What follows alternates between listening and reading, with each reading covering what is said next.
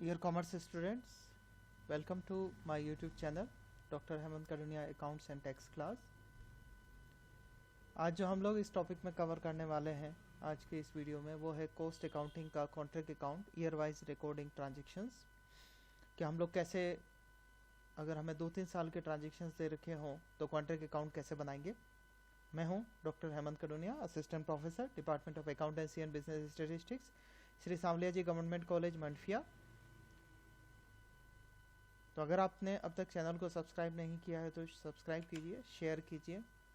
Playlist में आप लोगों को BCom first year, second year, third year और चार्ट सीएस के लिए financial accounting, business statistics, income tax, cost accounting, corporate accounting and जो स्क्रीन पे आपको सब्जेक्ट नज़र आ रहे हैं उनके वीडियोस अवेलेबल हैं। अलग अलग सब्जेक्ट वाइज मैंने प्लेलिस्ट बना रखी है, आप लोग वहाँ से सब्जेक्ट वाइज चूज़ करके वीडियोस देख सकते हैं। और साथ ही आज के इस वीडियो कंटेंट में जो मैं आप लोगों को सिखाने जा रहा हूँ उसका पीडीएफ नोट्स डिस्क्रिप्शन में अवेलेबल है, शेयर है, वहाँ से आप लोग डाउनलोड कर लें। तो चलिए चलते हैं आज के प्रश्न पे। कॉन्ट्रैक्ट अकाउंट का प्रश्न स्क्रीन पे है आपके। मैसेज राजेश एंड कंपनी ने 51 लाख रुपए का ठेका मूल्य पर एक भवन निर्माण का ठेका लिया। प्रथम वर्ष में निम्नलिखित व्यय किए गए जिनके लिए ठेकेदार को 16,87,500 रुपये प्राप्त हुए, जो प्रमाणित कार्य का 90% था। सामग्री 7,87,500 रुपये, श्रम 4,50,000 रुपये, ऊपरी व्यय 1,12,500 रुपये।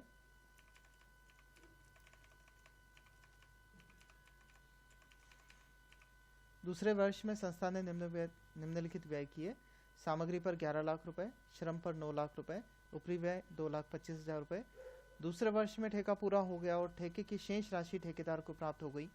आपको दोनों वर्षों के लिए ठेके खाता और ठेकेदाता का खाता बनाना है और लाभ की गणना करनी है। तो चलिए इस क्वेश्चन को कंप्लीट करते हैं, आंसर निकालते हैं इसका। स्क्रीन को 2 पार्ट में बांट रहा हूँ। ऊपर का पार्ट हमारे लिए क्वेश्चन हो जाएगा और नीचे हम लोग सॉल्यूशन देखेंगे। हमें प्रश्न में कहा गया है दोनों वर्षों के लिए हमें ठेका खाता बनाना है। तो ठेका खाता देखिए मैंने 2 फॉर्मेट बना दिए हैं, एक कॉन्ट्रैक्ट अकाउंट फर्स्ट ईयर का और एक कॉन्ट्रैक्ट अकाउंट सेकंड ईयर का, और उसके बाद हम लोग कॉन्ट्रैक्ट का अकाउंट देख लेंगे। तो चलिए शुरू करते हैं। सबसे पहले फर्स्ट ईयर का अकाउंट आप कैसे बनाएंगे। शुरुआत में इन्होंने दिया है 51 लाख रुपए का ठेका लिया है, 16,87,500 रुपए प्राप्त हुए हैं, जो प्रमाणित कार्य का 90% है पहले साल में। सामग्री का अमाउंट दे रखा है, लिख लेते हैं टू मटेरियल 7,87,500। उसके बाद श्रम का अमाउंट दिया है, श्रम को भी लिख लेते हैं 4,50,000 रुपए। ऊपरी व्यय लिख लेते हैं, ये भी एक्सपेंडिचर है 1,12,500 रुपए। तो तीनों व्यय दिए थे, तीनों व्यय हमने नोट कर लिए हैं। इसके बाद में प्रमाणित कार्य के बारे में इंफॉर्मेशन दे रखी है, वो हम लोग बाय WIP करके नोट कर लेते हैं, वर्क सर्टिफाइड और वर्क अनसर्टिफाइड। वर्क सर्टिफाइड की राशि इन्होंने दी है 16,87,500 रुपए, जो कि प्रमाणित कार्य का 90% है। तो चलिए वर्क सर्टिफाइड का वैल्यू निकाल लेते हैं। यदि ये वाली राशि 90% है तो 100% कितनी होगी वो हम कैलकुलेट कर लेते हैं। 16,87,500 इंटू 100/90। कैलकुलेटर की मदद से इसे कैलकुलेट कर देते हैं। 16,87,500 into 100 divided by 90, sorry 16,87,500 into 100 divided by 90, 18,75,000। ये हमारा वर्क सर्टिफाइड हो जाएगा। अनसर्टिफाइड के लिए हम लोग को पास में प्रश्न में कोई सूचना नहीं है, तो वर्क अनसर्टिफाइड हम लोग निल मान लेंगे। तो टोटल इस ईयर का हो जाएगा 18,75,000 वर्क इन प्रोग्रेस। तो नॉशनल प्रॉफिट निकाल लेते हैं। टोटल हो जाएगा 18,75,000। 18,75,000 में से 787,500 4,50,000 और 1,12,500 रुपये माइनस कर लेते हैं। 5,25,000 रुपये बच रहे हैं, नॉशनल प्रॉफिट के नाम से लिख देते हैं।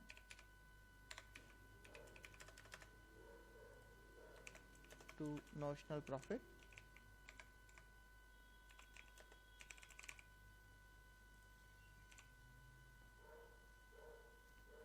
आप लोग जानते हैं अगर कार्य आधा अधूरा है तो हमें कॉन्ट्रैक्ट अकाउंट में बाय नॉशनल प्रॉफिट वापस कंटिन्यू करना पड़ेगा। ये आ जाएगा 5,25,000 रुपये।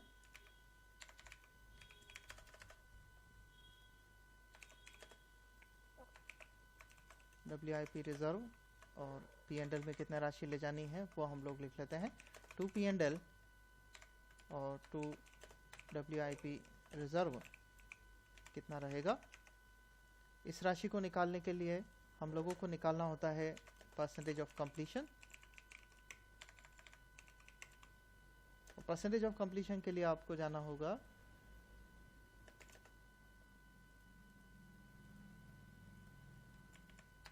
Work certified divided by contract price into 100 पर। वर्क सर्टिफाइड की राशि हमने अभी निकाली है 18,75,000 रुपये और कॉन्ट्रैक्ट प्राइस हमें प्रश्न में दे रखा था 51 लाख रुपए शुरुआत में। 18,75,000 और देखिए कॉन्ट्रैक्ट मूल्य आपको ये दिया है 51 लाख रुपए का इंटू 100। तो 18,75,000 डिवाइडेड बाय 51 लाख परसेंटेज में हो जाएगा 36.76%। तो आप लोग जानते हैं कि अगर 25 से 50% के बीच में हमारा परसेंटेज ऑफ कंप्लीशन होता है तो जो P&L में राशि जाने वाली है वो हो जाएगी profit to be transferred to P&L account.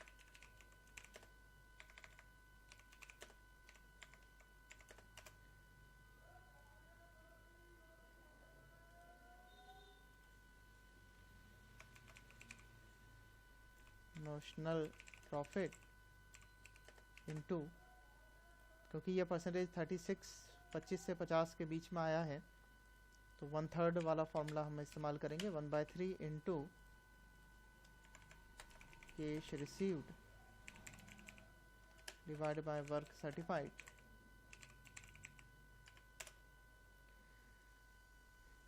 Notional profit हमने कैलकुलेट किया है 5,25,000 रुपये इंटू 1/3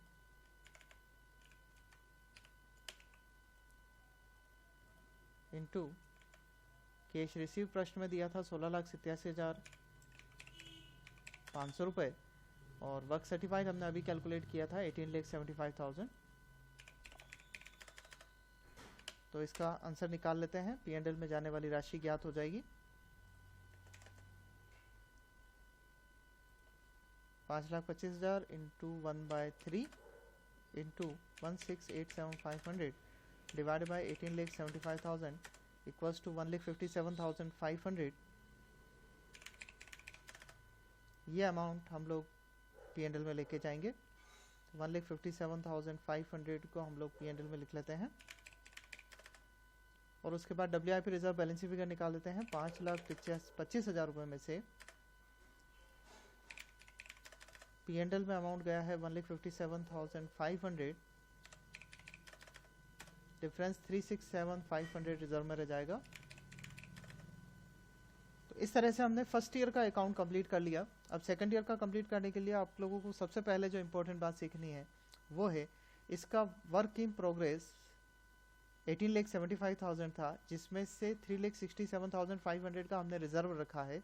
तो इसे कॉन्ट्रैक्ट अकाउंट सेकंड ईयर के अंदर सबसे पहले आप टू ओपनिंग WIP करके जब लिखेंगे तो क्रेडिट साइड में था 18,75,000 और डेबिट साइड में हमने लिखा था 3,67,500। डिफरेंस ओपनिंग WIP बैलेंस बनेगा, तो ये हम लेस कर देते हैं 15,07,500।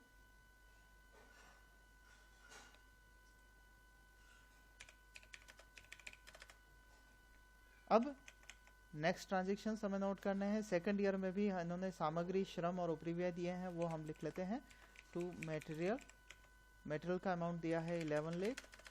उसके बाद वेजेस अगर देखते हैं तो वेजेस का अमाउंट देखिए ऊपर की स्क्रीन पे 9 लाख रुपए दे रखा है। उसके बाद ओवरहेड लिख लेते हैं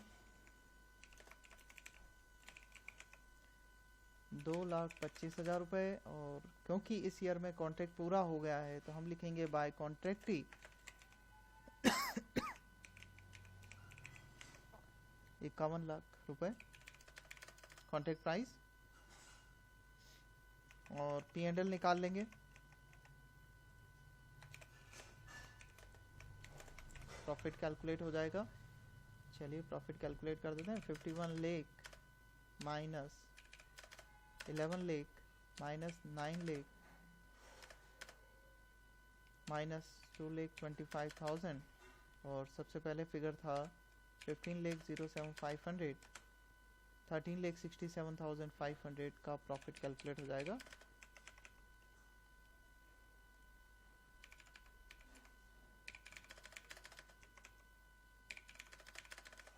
इस प्रकार से सेकंड ईयर का कॉन्ट्रैक्ट अकाउंट में सिंपल रहेगा। आपने ओपनिंग WIP लिखा, कैसे लिखा?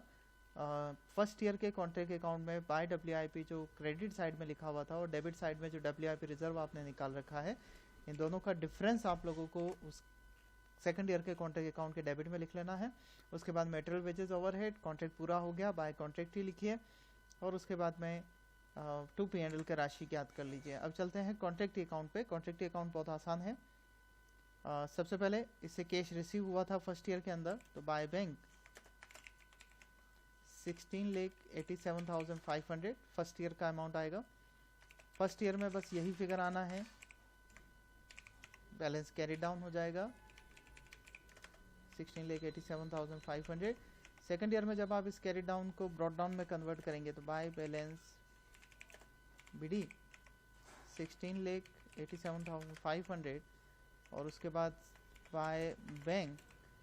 अब by bank balance figure amount आनी है। याद रखिए हमने अभी कॉन्ट्रैक्ट अकाउंट में बाय कॉन्ट्रैक्ट लिखा था। Contract account debit to contract account second year 51 lakh रुपए, तो वो इसके डेबिट में आ जाएगा टू कॉन्ट्रैक्ट अकाउंट 51 लाख रुपए। मीनिंग ये निकला कि 51 लाख रुपए में से 16 लाख पहले आ चुके हैं। बैलेंस फिगर अमाउंट अब रिसीव हो जाएगा 51 lakh minus 16,87,500, 34,12,500 balance figure amount contractee से हमें रिसीव हो जाएगा। और जो कि प्रश्न में सूचना भी दे रखी थी कि दूसरे वर्ष में ठेका पूरा हो गया और ठेके की शेष राशि ठेकेदार को प्राप्त हो चुकी है। तो इस प्रकार से दोनों ईयर का अकाउंट, कॉन्ट्रैक्ट अकाउंट आपका कंप्लीट होगा। फर्स्ट ईयर में आपको नोशनल प्रॉफिट निकाल के कंप्लीट करना होगा और सेकंड ईयर में कॉन्ट्रैक्टी अकाउंट लिखकर आप सीधे टू P&L निकाल लेंगे, प्रॉफिट कैलकुलेट कर लेंगे। कॉन्ट्रैक्टी का जो बैलेंस रहेगा बाय बैंक, देन बैलेंस निकालेंगे और जब फाइनल स्टेज पे आ जाएगा तो टू कॉन्ट्रैक्ट अकाउंट 51 लाख रुपए और बैलेंस फिगर राशि प्रश्नानुसार या तो बैंक से रिसीव हो जाएगी या ड्यू रहेगी। तो आज के इस वीडियो में इतना ही। कुछ उम्मीद करता हूँ क्वेश्चन आपको परफेक्टली समझ में आ गया होगा। Thank you very much.